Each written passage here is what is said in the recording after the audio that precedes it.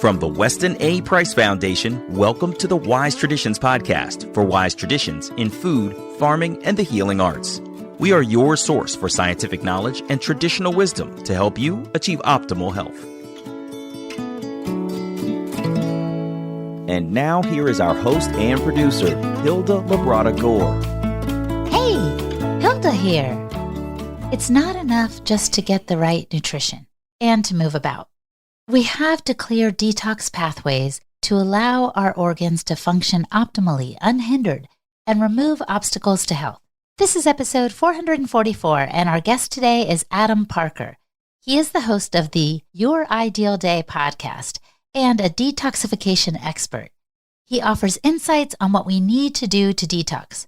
He goes over what we need to detox from, including heavy metals, chemicals, toxins, and mold, and so forth, and how to go about it.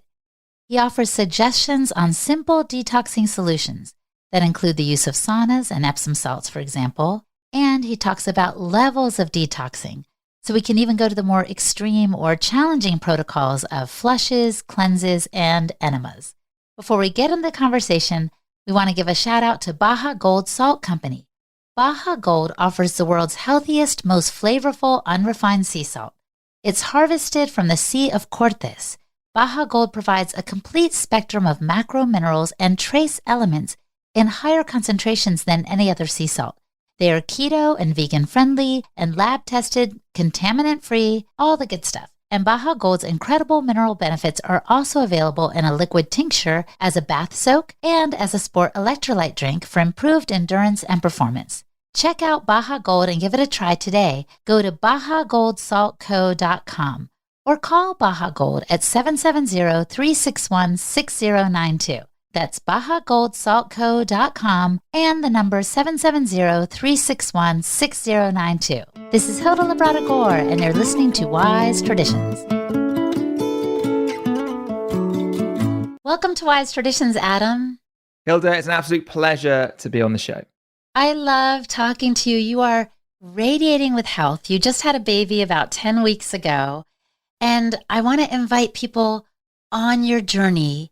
Adam, when you had that aha moment, when you realized you were trying so desperately to get well, and then it struck you that it wasn't about adding things, it was about something else. Can you take us to that moment?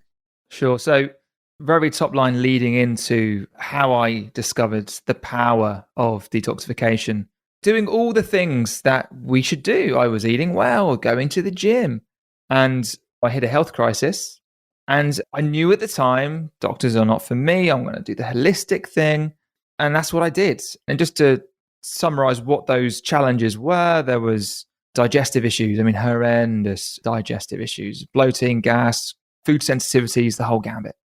Anxiety as well kind of really crept in. And it was a really interesting experience because I was like, I have nothing to be anxious about, but I'm just anxious.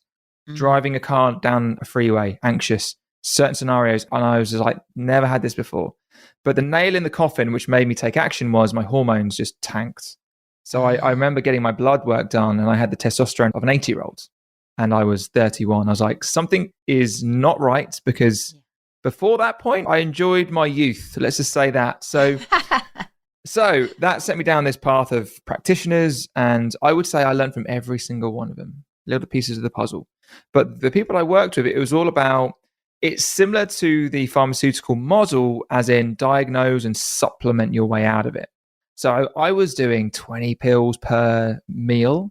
I mean, I was organized. I was like, right, I've got this, because I was thinking something in this combination has to do something. Yeah. And then the turning point was when I started to just look at cleanses, and the penny dropped when I can't remember which particular cleanse it was, but I just felt a little bit better. And I was like, interesting. I feel better just detoxing versus taking all these supplements. And that just sent me down a rabbit hole of, right, what does detox look like? And because I didn't really know, I thought detox was like buy a juice cleanse. I didn't know. Yeah. And then I just opened up and just threw all of my energy into understanding what detoxification is, how our organs work, how the body is really always detoxing. But due to our environment and the amount of chemicals we are now exposed to, I saw a stat the other day, in the last 50 years, they've released 80,000 different synthetic chemicals into our atmosphere, and 1,500 of which are known to be carcinogenic. And it's crazy. So I realized, could it be my environment? Could it be what I've been exposed to? And if so, is detoxing going to help me? And it slowly started to work. And then as I got that little bit of, if there's something there, then I just jumped into all the different forms. And that really was the beginning of my recovery. Let's start at square one there. You said when the penny dropped and you were exploring what is detoxification and how does it benefit the organs. Can we start with that, Adam? Sure. So what's interesting is detoxification is a natural process of our bodies. We're always detoxifying. We're detoxifying through our sweat, through our stool, through our kidneys, even through our breaths. We are always detoxifying. It's a part of the body's functioning to keep well and be healthy. Now, some people might say, you don't need to detox, like, the body's well equipped. And I would actually agree with them, right? In certain circumstances, if you've got a great genetic setup, a strong constitution, you were breastfed from a young age, you've hardly had any antibiotics, you live in a very low EMF, low polluted environment, then amazing. I think you're going to do just great. I was the canary in the coal mine in some respects. I got unwell and a lot of my friends were doing fine at the time. So we're always detoxifying. That's just a natural process of the body. But the challenge we now have is the environment in which we live in doesn't match up to our biology and our genetics. We are the same genetically as our hunter-gatherer ancestors hundreds of thousands of years ago. And they didn't have to deal with the amount of toxicity in our environment. And to just give very top headline pointers on what those toxins are, it's metals, so heavy metals, it's chemicals, and there's an array of chemicals we can discuss. And the new kid on the block that kind of sprinkles over them is EMFs. They're the main heavy hitters. There's other ones. There's obviously glyphosate, which I'm sure the listeners are aware of. And there's even some natural toxins in nature like molds, which release mycotoxins. But the three heavy hitters right now that even if we shut ourselves away in our nice, clean homes, you can't avoid these toxins. They're everywhere. So because that has changed our environment dramatically over the last 50 years, and especially in the last 20 years with 5G and everyone's got a phone on them, that has created an environment where our bodies cannot cope with the amount or the body burden of what we're taking in. And again, as I said, it depends on, could be genetic factors. Do you have any genetic mutations that maybe you don't detoxify as well? I certainly had them.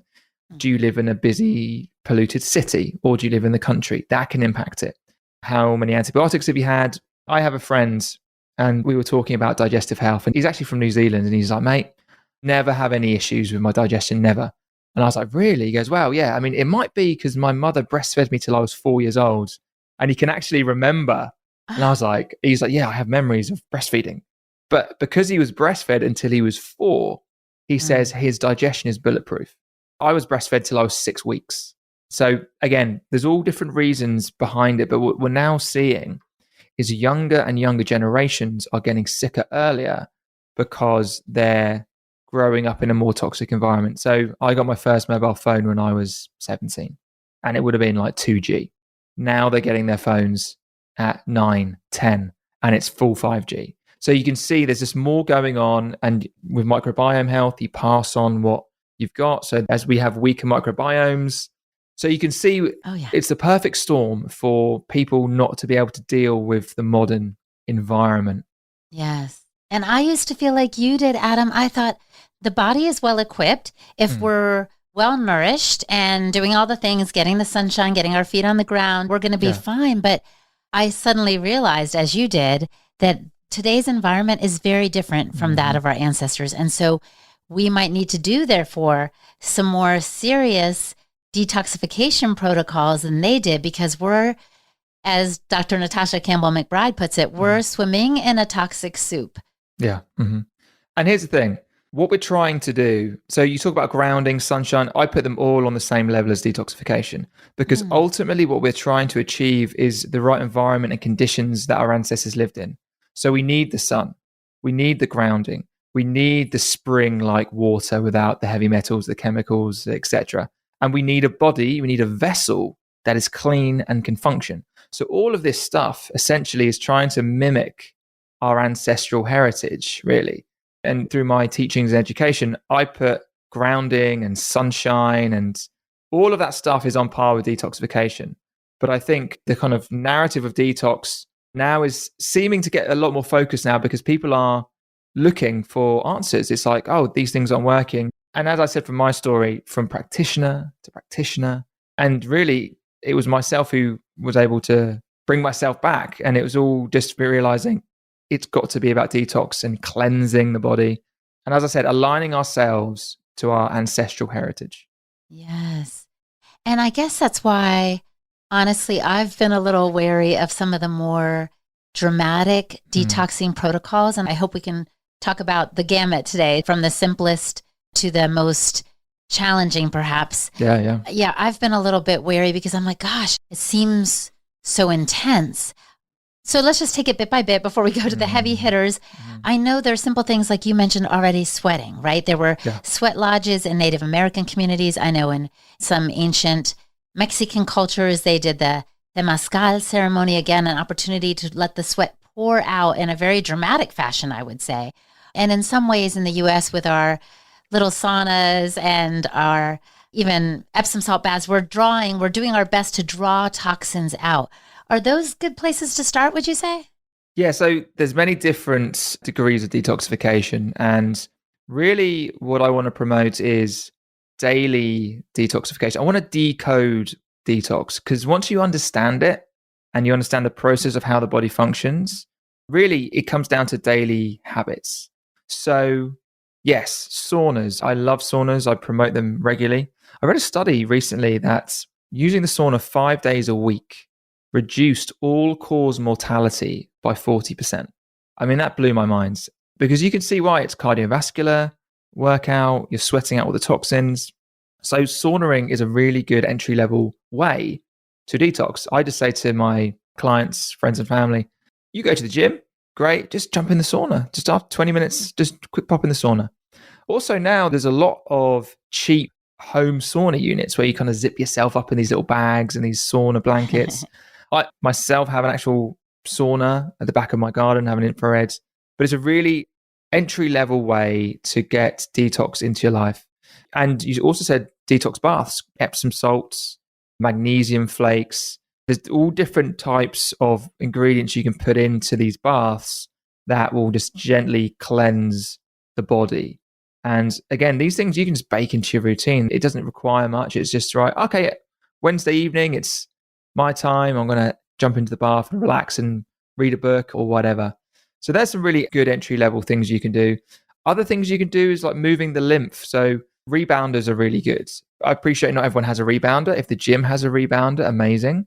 The lymph has no pump, but a really easy way of moving lymph is walking or skipping. I think you guys call it jump rope in the States. We call it skipping here in the UK. So again, I'm like, buy a skipping rope. And a lot of people are like, I don't know how to do it. And I'm like, listen, I was there. Just do 5 minutes every day for 30 days and you'll be an expert. Little things like that are really good for moving the lymph. Dry brushing as well is a way of moving the lymph flow.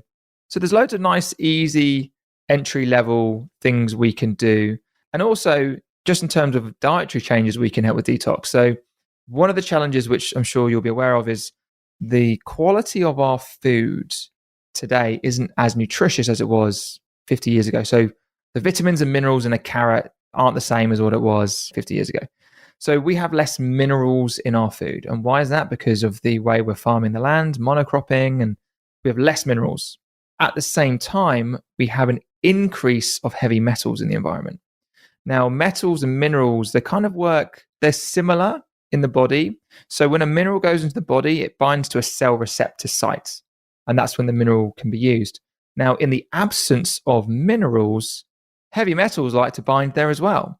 So because we've got less minerals, more heavy metals, that's why we're having these heavy metal issues, because the body will use what it can. So for example, if you lack in zinc, the body will use cadmium in its place. Not the best option, but I'll use it. Cadmium's from smoking. So that's another challenge. So what can we do there? Well, if we increase our mineral intake, that in its own right is a good, nice, slow entry-level detox. Because the more minerals you take in, you'll push those heavy metals out, because the body's like, okay, I don't need these metals anymore to do these functions. I can release them and push them out. So we can get more minerals by making good bone broth, or ideally meat stock. That's where the money is. A good meat stock, which is the gelatinous kind of jello, like adding in trace minerals, organ meats, having sea vegetables. That's where you get a lot of minerals. And that's something you can do every day, just adding some mineral drops to your water. That will just flood your body with minerals and will push out those heavy metals. So they're really easy entry level ways to detox. And that makes me so happy, because I don't want any listener to be as intimidated as I have been at the thought of some of the detoxing protocols. But I want to go back to something you said a moment ago, Adam. You said, I want to decode detoxing. So can you really break it down? When you came across what its purpose was and what its result is, what did you find? So it didn't drop in like one go. It was over a couple of years, I started to piece it all together, because I was like, oh, what about this detox and that detox? And then you find, it's like health is a rabbit hole. Holistic health is the biggest rabbit hole you'll ever go down. And it's the most rewarding when you understand it. But I realized that detoxification was important, because if the vessel is toxic, we cannot function. You can take all the supplements in the world, they will not be absorbed and utilized if your vessel isn't clean. So as I started to detox, I realized I started to have improvement in my symptoms. And then it kind of went to a place where I surpassed where I was previously. So now my digestion health is better than it was in my 20s and in my teens, because I've continued on that journey. So it was understanding detox was key, but then there was a process to it, right? So for example, some people might be like, oh, I've got heavy metals, I'm heavy metal toxic, I'm going to do one of those big heavy lifting, heavy metal protocols. Now, what I've now learned through my just being obsessed and learning and studying is there's a way to approach detox. The heavy stuff you don't jump into straight off the bat. The main things you need to do is open up what we call the detoxification pathway. There is a way in which toxins enter the body and stay in the body. Normally, they like to hang out in fat cells and fat tissue or in the bone. So that's why we get like mercury in the brain when we have amalgam fillings, etc. And then it goes into the organs, through the lymph, into the liver and bile, and then into the colon. So the first thing is understanding there is a funnel or a pathway of how toxins leave, and you need to optimize those before you do any heavy lifting. So if you're going to do a parasite cleanse or you're going to do a heavy metal cleanse, have to get your pathways flowing. And the easiest way for that to be working is, are you pooping every day? And you'll be surprised the amount of people that don't poop every single day, right? Ideally, once or twice a day. So you got to get that working. And that requires dietary changes, lifestyle changes. And once that's flowing, then it's like, okay, now we can start looking at all the other pieces of the puzzle. I love it. It reminds me of what a chiropractor friend of mine said one time. He said, our job as chiropractors is to remove obstacles from the body's healing process. Yeah. In other words, good health is our birthright, and the body knows what it needs to do. And you're just trying to take kind of the traffic jam out of those detox pathways so that the body can do what it's supposed to do. It wants to do it. It's on your side. It's not against you. So what can be removed to make space for the healing processes to flow? And that's sounds like what we're trying to achieve here. Yeah. And when you understand what we are exposed to and what we accumulate, so just to touch on some of the chemicals, and a lot of your listeners will be aware of these, like BPAs, bisphenol A. And you get these BPA-free bottles, but they're just changing out for BPA E or D or C. They're in receipts and bottles, coffee cups. Now, they're not as bad as some other chemicals because they've got a half-life of about 4 hours. They'll actually pass through the body relatively quickly.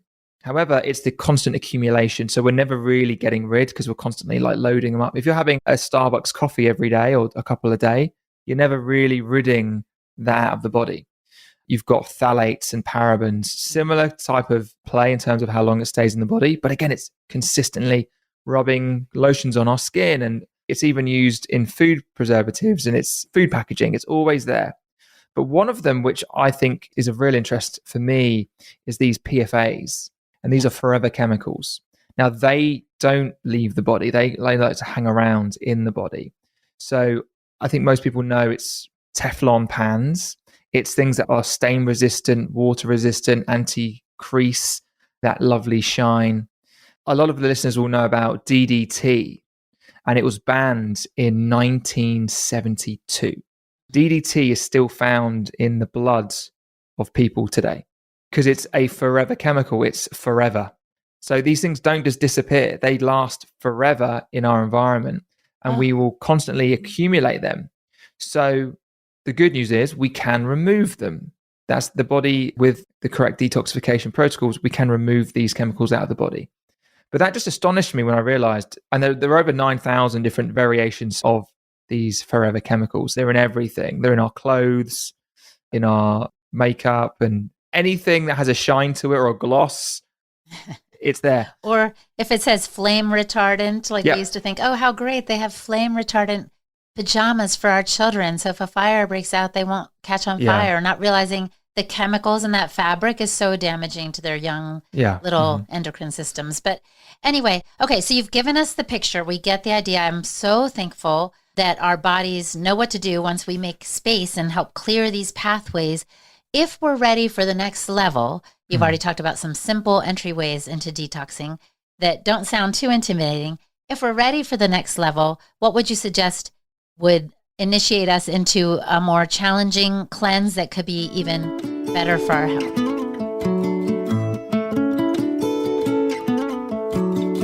Coming up, Adam explains how to level up your detoxing. You're listening to the Wise Traditions podcast from the Weston A. Price Foundation. We pause now to recognize our sponsors. Awfully Good Cooking. Do you want to learn how to serve nutrient-dense meals that you and your family will love? Join in on a free masterclass led by Janine Farzan of Awfully Good Cooking. Janine helps conscientious people learn how to prepare and cook organ meats so that they can feel confident in the kitchen, align with their values, nourish their family, and have more energy for the things that they truly love in life. If this is you, sign up now for the free masterclass. Go to liverloverchallenge.com. In the class, you'll get to know what the hype is about, why people are all about organ meats. You'll learn how to cook any organ meat and take the guesswork out of doing so. And you will also get to understand the number one mindset hack you need to overcome your own doubts and our collective cultural conditioning against organ meat. Again, join the free masterclass. It will help you become totally capable in the kitchen, even if you're busy and generally unfamiliar with the most important foods available to your family. Go to liverloverchallenge.com to sign up today. And a shout out to Optimal Carnivore. Organ meats are some of the most nutrient-dense foods on the planet, as you may have just heard me say. Our ancestors prized them for their vital properties, and Brain Nourish is a revolutionary new product from Optimal Carnivore. It combines grass-fed beef brain and lion's mane mushrooms in a groundbreaking formula. And these two superfoods are known to help improve focus, mood, memory, provide greater clarity, and enhance creativity. So check out Optimal Carnivore's Brain Nourish and their other amazing products at amazon.com/optimalcarnivore and use the code Weston10 to get 10% off all products. That's amazon.com/optimalcarnivore and the code Weston10. This is Hilda Labrada Gore, and you're listening to Wise Traditions. There are varying degrees depending on which part of your body you want to work on. So I'd always say the colon is a good place to start. We looked at the detoxification pathway. The colon has to be free to flow and for regular bowel movements to occur. So water enemas are a great kind of next level step up. Water enemas have been used even as way back as the Egyptians as a part of health and healing. And it's a great way to rid the body of toxicity. Here's a pro tip for everyone. Now, when I first did enemas, I was like, I don't want that going anywhere near where it has to go. But once I did it, it was like, is that it? And now it's like riding a bike. But here's the thing. If you have a headache and you can't shift this headache and you don't want to take any medications or whatever, do a water enema and watch that headache disappear. because any form of symptom we get normally boils down to a toxicity load in our environment or in us. And when you cleanse the colon, you lower that load in the body and that headache will disappear. So that's just a little pro tip there. So enemas are really useful, and there's many different types of enemas. Water enema is the entry level. You can do chamomile enemas. That's quite soothing. And obviously one which we've all heard of is the coffee enema. So different end result. A coffee enema is about focusing on the liver, which would be the next kind of level up. So you would insert a coffee into the colon to trigger the liver to dump bile. So there's the hepatic portal vein that's connects the large intestine to the liver. And when coffee goes up there, the palmatic acid and the caffeine trigger or stimulate that portal vein, goes to the liver and tells the liver to start releasing bile. And bile is the most underrated part of health, in my opinion. And the reason I say that is because no one talks about it. Bile does so many different things in the body that it's the most underrated thing. I really feel that. So obviously bile is to help digest fats. We know that. But the challenge is a lot of people have congested livers and congested bile flow. And when you have congested bile flow, I'll tell you a couple of things that can manifest. Firstly, people can start getting SIBO, small intestinal bacterial overgrowth. Bile is Mother Nature's best detergent. So when you're regularly releasing bile, that goes through your digestive tract and just kills everything. So, and I said this because I had SIBO. I was doing all the tests, breathing into the tubes, and this is high and that's high. And I was doing all the diets, low FODMAP, and they all have their place. But when I fixed my bile flow, all of it went away. So bile is really important in that respect.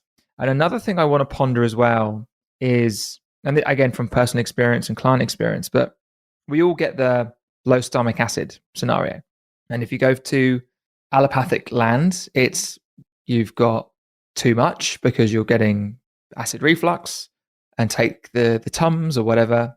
But if we go to functional world, it's your stomach acid's low. So let's have some apple cider vinegar, let's do some bitters and stimulate the stomach acid before. Now, I think that's really good, but is that solving the root cause of the problem? Now, I would say the root cause is lack of bile flow, because I think the body is constantly trying to keep us safe. And if the body recognizes bile flow is lowered, it will lower stomach acid, because stomach acid plus bile creates chyme in the small intestine for absorption. So I think low stomach acid is a byproduct of low bile flow. And when you fix the bile flow, the stomach acid is also fixed. Again, that's from testimonials and my theory. But again, people who've had stomach acid issues, it's normally, from my experience, a bile flow issue at its root cause, which is a congested liver. So fascinating. Now you're mentioning using the enema to kind of get the bile flowing and get the liver cleansed. I've also heard that there are really, even, this is probably next level, greater liver cleanses that look super dramatic to me. And I think you've even done them, right, Adam? Yeah. So again, for each organ, there are different kind of grades, right? So we talk about the colon, you can do, so we'll finish on the colon, move on to the liver. Yes, we'll finish with that. So colon, you could start with like a salt flush, which is just drinking water and salt, and that'll clear things out. Then you can move up to a water enema. Then you can move up to a coffee enema. There's all different degrees. Yes. And then you've got the liver.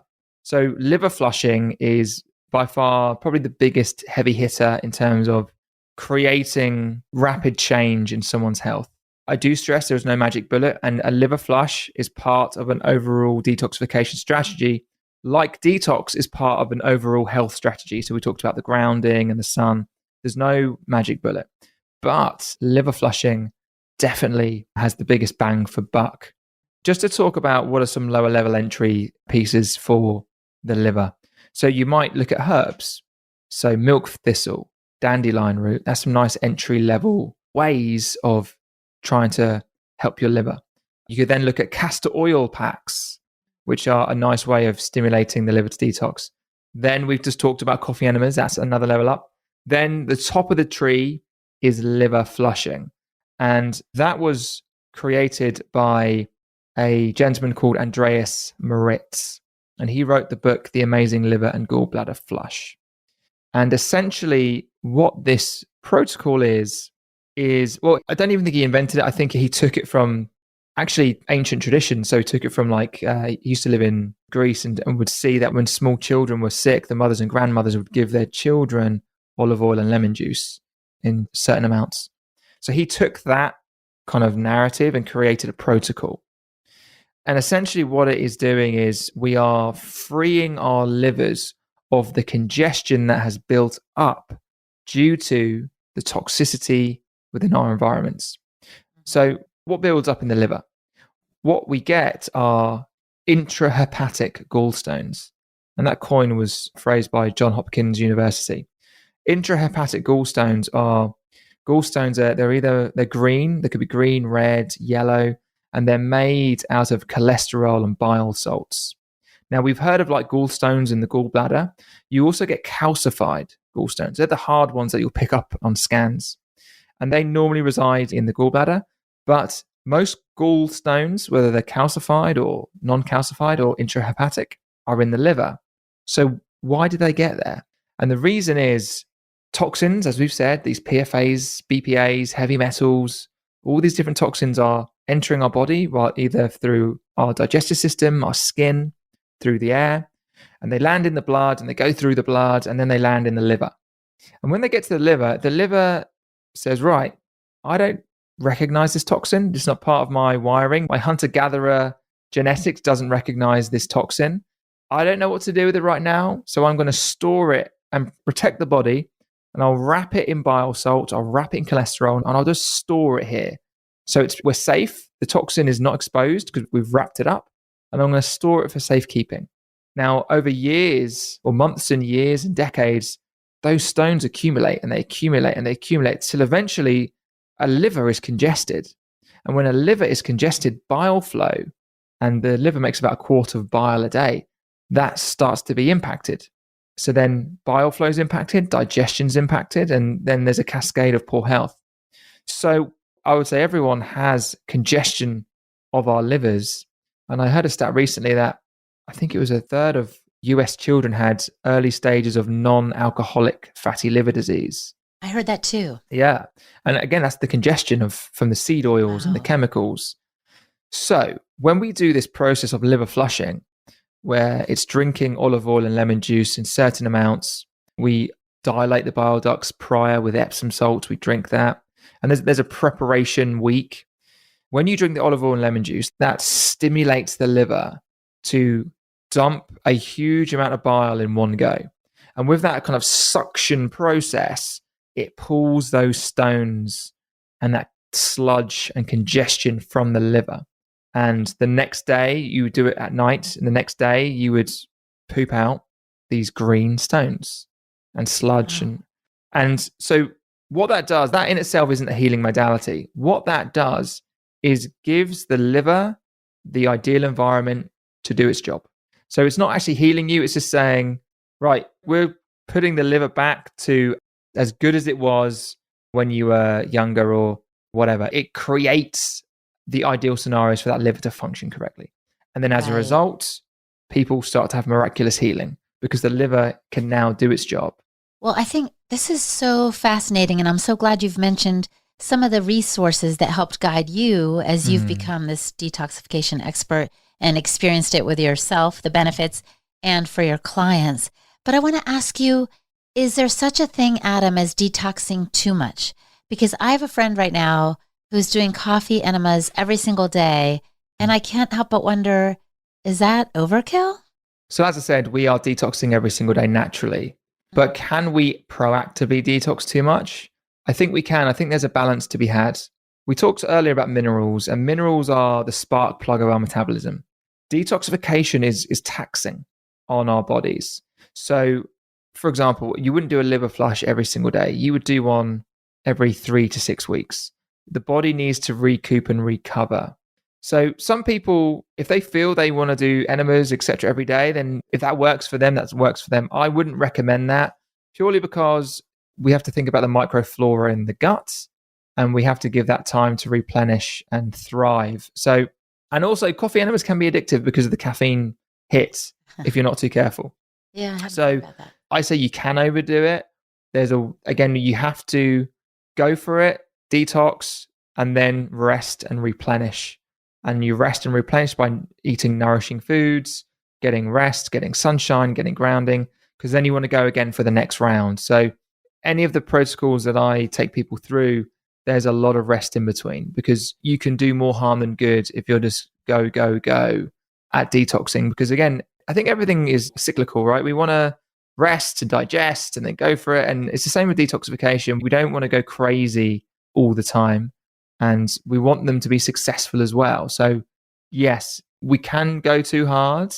So it's also about understanding where we are on the journey. So if, for example, say you do your first liver flush, you might have some real Herxheimer reactions afterwards because you've never done it before. And your body isn't used to this amount of toxins being dumped into the system. I've done now over 100 flushes in my time. And I can tell you, the more you do, your body gets better at detoxifying and knowing the toxins are coming out and getting rid of them quicker. And also you learn how you best cope. So something we haven't talked about is binders. It's a really big part of detoxification. So there are binders for metals, there are binders for chemicals, there are binders for molds. And the longer on the journey you go, you realize certain binders and certain combinations of binders can alleviate a lot of the symptoms as well. So yes, you can detox too much. It's about doing it in a nice, easy way. And so you don't get too depleted, because again, we've got to have the energy to detoxify. Absolutely.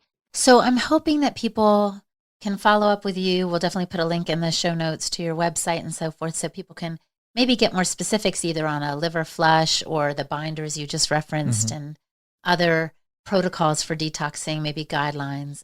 Do you have some stuff like that available on your site? Oh, yes. I mean, I've got loads of stuff available on. They check out my Instagram feed. There's loads of content on there as well. And if you go to my website, there's a couple of freebies as well. There's a liver flush freebie that they can download. And I also have a detoxification group called the Detox Blueprint. So there's a lot of information out there online for me giving advice on detox and where to start. Because as we said, it's complicated when you know you need to do it, but you don't know where to start. And you're thinking, oh, that's that. Because I know a lot of people get a bit nervous about liver flushing, but once they've done them, they're like, oh my God, that was amazing. And is that it? It's like, yeah, that's it. That's so great. Well, I feel like you have decoded detoxing for us, Adam, and I'm really grateful that you've shared your experience and that of your clients. And again, the resources, I'm thrilled about it all. And I want to pose to you the question I like to pose at the end here. If the listener could do one thing to improve their health, it could be related to detoxing or perhaps not, but if they could just do one thing to improve their health, what would you recommend that they do? I would say take responsibility for your health. And to be fair, I think the majority of your listeners will already do that. But I think that switch, when I see that switch in people, because people who come to me don't fully have that on board. And when they realize the empowerment you can have when you know you can heal yourself if you have the right information is amazing. So I think it's that switch of owning it and being like, I am my best doctor. I will solve this problem. And again, when you empower yourself with the right knowledge, it's the best thing in the world, because you know you can protect yourself, you can protect your family, and you view life through a completely different lens. So I'm big on responsibility, and not just on health and detox and everything. It's like empower yourself, educate yourself, because when you know better, you do better. And it starts with that responsibility perspective on how you take on life. Love it, Adam. Thank you once again. It was great having you. Thank you, Hilda. It's been an absolute pleasure. Our guest today was Adam Parker. Find out more and explore resources on his website, youridealday.com. And I'm Hilda Labrada-Gore, the host and producer of this podcast for the Weston A. Price Foundation. You can find me and my resources at holistichilda.com. And for the transcript for this episode, visit our website, westonaprice.org, and click on the podcast page. And now for a recent podcast review on Apple Podcasts from Susie Q. No Excuses. She titled it Sampler Podcast. She says, fantastic Sampler Podcast. Keep up the good work. I appreciate all the info you put out. If you don't know what Susie is talking about, you need to go check out the Sampler Podcast we put out at the end of August that gave little snippets or clips from each of the guests that we featured this summer and spring This is kind of a behind the scenes bonus information that we put out. And if you like the Sampler podcast, email us at info@westinaprice.org and tell us so, because then we can put out more of them. We really value your feedback, either as a review on Apple Podcasts or reaching out individually. And thank you so much for listening, my friends. Stay well, and remember to keep your feet on the ground and your face to the sun. On behalf of the Weston A. Price Foundation, thanks for listening. We have many free resources to support you on your health journey. Visit westonaprice.org to find podcasts, articles, videos, and more. You can also find a local chapter near you for help in finding sources of great food. We invite you to support the Foundation's mission of education, research, and activism by becoming a member. Thanks again, and take care.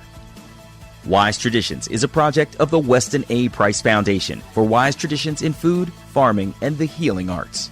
The content on this podcast is provided for informational purposes only and is not intended to substitute for the advice provided by your doctor or other healthcare professional. It is not intended to be, nor does it constitute healthcare or medical advice.